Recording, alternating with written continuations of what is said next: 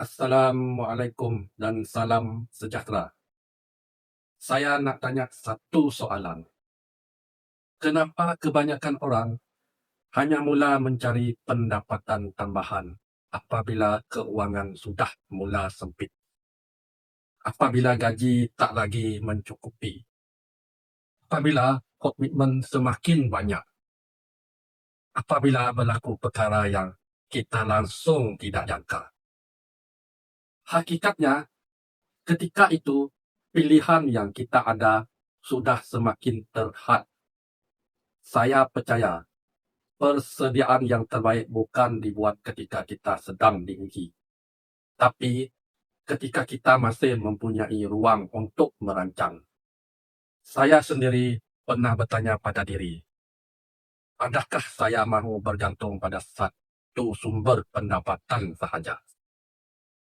Soalan itu membuat saya mula mencari ilmu, menghadiri kelas, belajar dari mentor, dan akhirnya mengenali bisnes secara online dari rumah.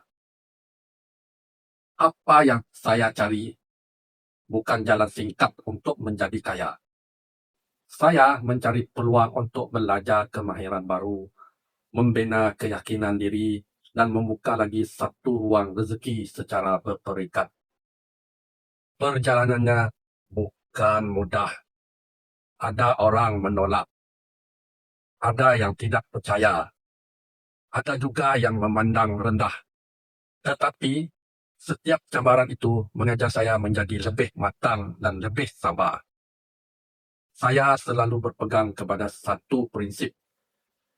Rezeki bukan sekadar apa yang kita terima, tetapi apa yang kita usahakan dengan penuh amanah dan kesabaran. Kalau hari ini hidup kita masih stabil, bersyukurlah. Tetapi dalam masa yang sama, gunakan peluang itu untuk membuat persediaan. Jangan tunggu keadaan memaksa kita berubah. Berubahlah kerana kita mahu memberi masa depan yang lebih baik untuk diri dan keluarga. Kalau perkongsian ini memberi manfaat, tulislah Alhamdulillah di ruangan komen. Dan jika anda ingin mengetahui bagaimana memulakan bisnes dari rumah ini, hantarkan mesej kepada saya. InsyaAllah, saya ada kongsikan sikit maklumat pada link di bio profile. Sila baca dan lihat dengan sewajarnya. Tak ada paksaan. Buatlah keputusan dengan tenang. Semoga Allah Subhanahu Wa Taala melapangkan rezeki kita semua dan memberkati setiap usaha yang dilakukan.